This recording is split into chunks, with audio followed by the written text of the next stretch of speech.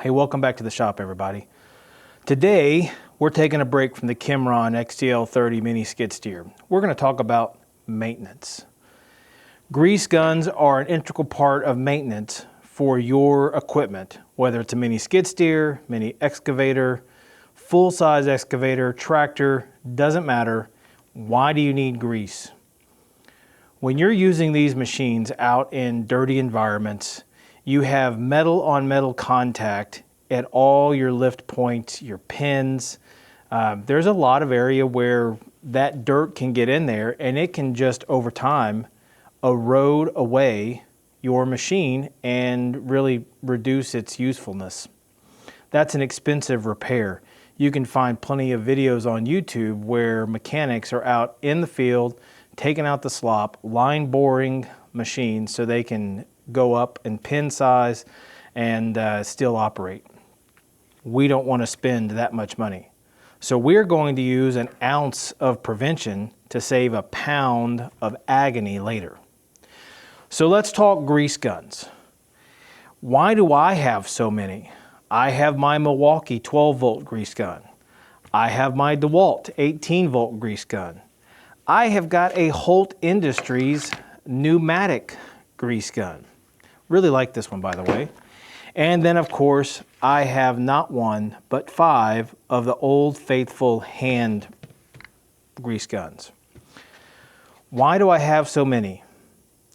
Well, to be honest, I'm getting older and I'm getting lazy. So I really like the battery-powered guns.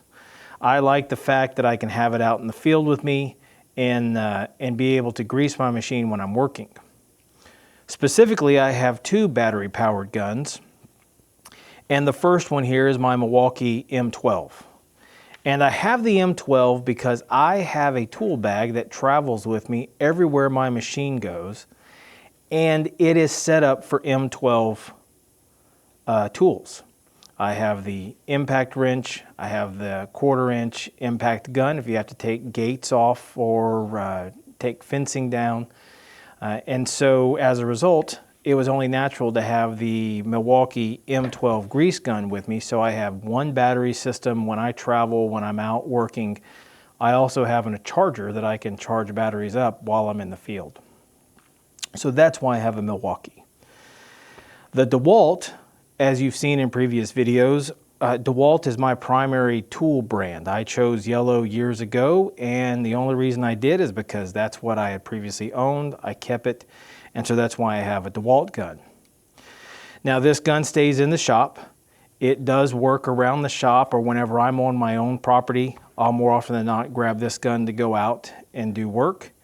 But this is the only reason I have this one. It's a home gun. It can really put a lot of pressure on, so it's really good when I tension tracks or any other area that needs high pressure.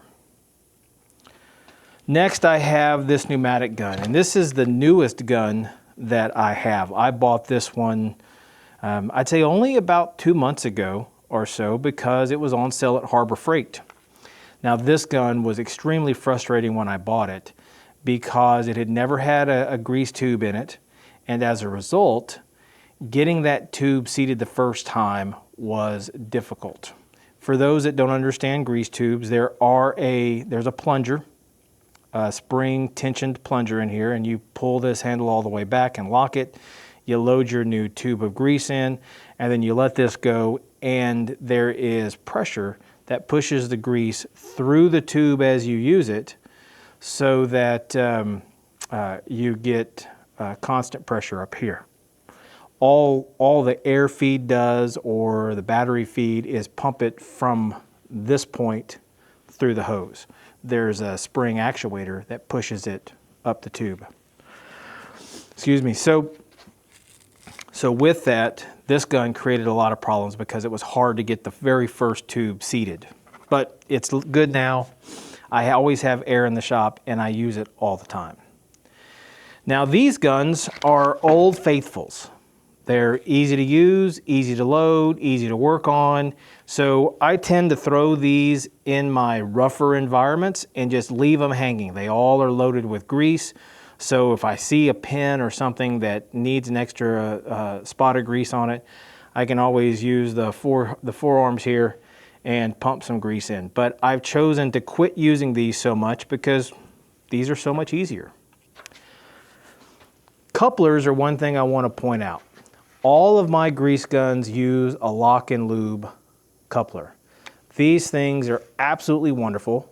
They're fully rebuildable, but you don't have the issue of getting your grease fitting on, the coupler on, and making sure it's locked in, and then how do you get it off? Those work flawlessly. They're time tested, but so is a lock and lube. This, once you go lock and lube, you'll wonder how you ever used a grease gun before. So all my grease guns are fitted with lock and lubes. I have the small lock and lube on most of my guns, but the DeWalt gun here has the extended lock and lube. And you can see the difference. And this makes it really nice because sometimes you have grease zerks that are inset in the machine. And so having the extra extension allows you to get in and get that grease zert lubricated just like you need it to be. Okay, so what grease do I run in my guns? Now, I have researched this. Everyone has an opinion, and I have found that they all have really good insight into their environment and what they're doing. I will tell you, for a long time, I used a grease with a 3% moly in it. I used it in the lift pins. And the reason why I chose that is, from my research, the moly would leave a little bit of a coating, so even if you were starting to get dry, it would help keep that with a little coating on it until you could re-grease the pin or the particular area. I have started to cut over to traditional red high temp grease, and I'm making that change for a couple of reasons. You really shouldn't use a 3% moly grease in wheel bearings, according to my research.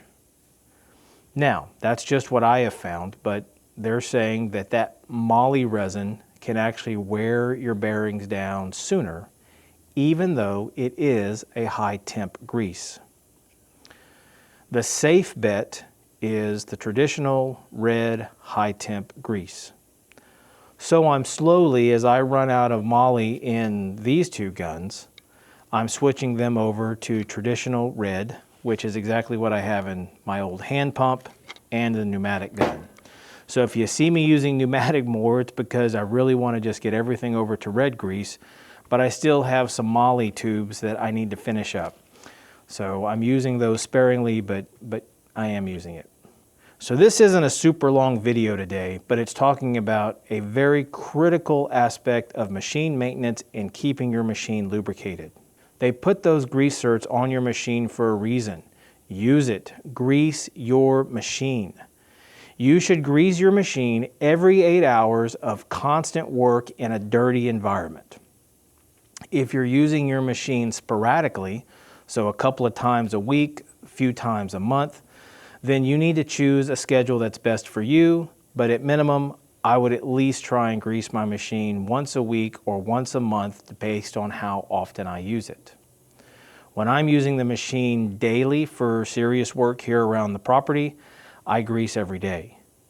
But if the machine has set up and hasn't been used for 2 or 3 weeks, which is not very often, then I may just grease it after I use it to re-lubricate those pins. You have to pick the schedule that works for you. Greasing your machine more often will probably yield a better result in the long run. Well, thanks so much. I appreciate you joining. How often do you grease your machine? Leave a comment down below. What grease do you use? I'd love to hear that as well. Do you have a favorite grease gun? I'd love to hear from you. Leave that comment down below as well.